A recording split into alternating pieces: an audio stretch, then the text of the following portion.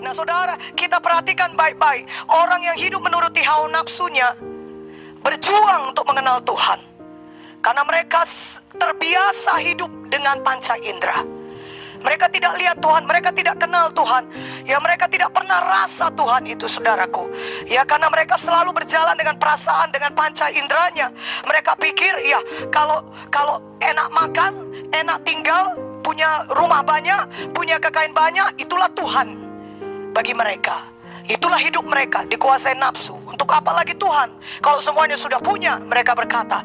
Mereka sama sekali tidak tahu bahwasannya kalau mereka membiarkan diri mereka dikuasai hawa nafsu mereka, mereka akan menuju ke neraka karena mereka tidak mengenal Tuhan.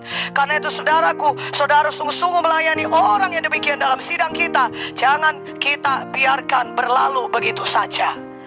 Bahkan bagi kita yang anak-anak Tuhan, kita harus betul-betul hati-hati. Jangan sampai kita diseret dan dipikat, Yakobus 1, oleh keinginan kita sendiri. Itulah dia nafsu tadi, keinginan kita sendiri, saudara. Jangan sampai kita diseret dan dipikat olehnya, tapi biarkanlah Roh Kudus menguasai semua roh, jiwa, dan tubuh kita. Dan itulah dia Zoe, kehidupan Tuhan. Zoe itu memang sudah ada ketika saudara lahir baru, tapi saudara harus mempersilahkan Roh Kudus untuk menguasai saudara. Kalau saudara tidak izinkan dia, saudara matikan, atau bukan matikan, saudara tolak dia, dan saudara tidak mau menerima pekerjaannya, maka Roh Kudus tidak bisa berbuat apa-apa. Dan akibatnya seperti Yakobus, saudara diseret dan dipikat oleh keinginan nafsu saudara sendiri. Karena itu tolak di dalam nama Yesus, pakai kuasa Roh Kudus, berjalan di dalam Roh, berdoa untuk itu, berdoa kepada Roh Kudus, dan minta kepada Roh Kudus, dan rindukan itu, dan kejar itu di dalam nama Yesus. Haleluya. Nah saudara, yang kedua, orang yang duniawi. Orang yang duniawi memiliki pandangan yang ditujukan kepada dunia. Banyak orang yang hidupnya yang dikuasai nafsu bermetamorfosis. Ya, bermetamorfosis jadi orang duniawi. Orang duniawi hanya menunjukkan pandangan ke dunia, dan mereka pikir ini versi manusia lebih baik. Lebih baiklah daripada orang yang dikuasai nafsu. Padahal saudara, sebenarnya sama saja. Mereka masih berjalan di dalam kegelapan. Kalau mereka tidak diselamatkan dan tidak membiarkan diri mereka dikuasai Roh Kudus, maka ujungnya juga seperti Roma 8 berkata, ujungnya menuju maut. Tidak ada bedanya, bahkan lebih berbahaya lagi, karena mereka bisa bersembunyi di balik penampilan mereka yang terhormat. Mereka memang tidak mabuk-mabukan, ya, tidak kelihatan terhormat, tapi sebenarnya pandangan mereka ditujukan kepada dunia.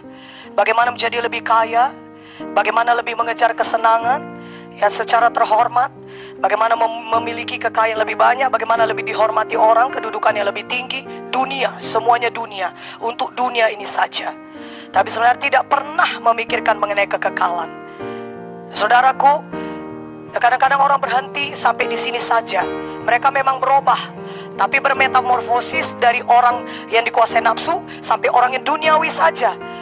Dan akibatnya mereka tidak menyadari bahwa sesungguhnya mereka sebenarnya berada di tempat yang sama saja, di dalam kegelapan, belum dibebaskan. Dan anak-anak Tuhan yang tidak membiarkan, hamba-hamba Tuhan juga yang tidak membiarkan diri yang dikuasai Roh Kudus bisa masuk ke dalam kategori ini. Mereka membiarkan dirinya dikuasai oleh dunia, tidak lagi sungguh-sungguh mengejar panggilan Tuhan dalam hidup mereka. Kalau kita dikuasai Roh Kudus, maka Tuhan bisa bekerja hebat lewat kehidupan kita. Amin. Haleluya. Jadi kondisikan diri saudara selalu dikuasai Roh Kudus, sehingga tidak ada tempat bagi setan, tidak ada tempat bagi roh jahat. Kalaupun ada rencana setan, pasti digagalkan karena saudara dikuasai oleh Roh Kudus. Tuhan akan terlebih dahulu berikan hikmat itu kepada saudara. Tuhan akan terlebih dahulu berikan petunjuk itu kepada saudara. Tuhan akan terlebih dahulu memimpin hidup saudara. Karena tidak ada saat di mana saudara tidak dikuasai Roh Kudus. Kita harus tahu dari mana Tuhan menyelamatkan kita. Kita harus bisa mengangkat tangan kita berkata, Tuhan, Engkau besar, ajaib, dahsyat. Haleluya. Walaupun setan mau membinasakan saudara semuanya, sekali pukul habis, tapi ada Tuhan yang jauh lebih besar daripada dia. Tuhan Yesus namanya, yang kuasanya tidak terbatas. Saudara, itu saudara tidak tahu kan? Kita tidak tahu, tapi Tuhan tahu.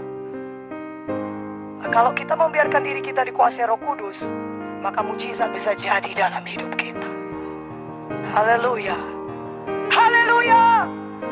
Sungguh indah hidup dikuasai Roh Kudus.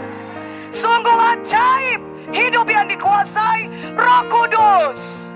Sungguh penuh perbuatan Tuhan yang besar kalau hidup kita dikuasai Roh Kudus. Sehingga saudara bisa menceritakan banyak kesaksian kemenangan, saudara. Haleluya.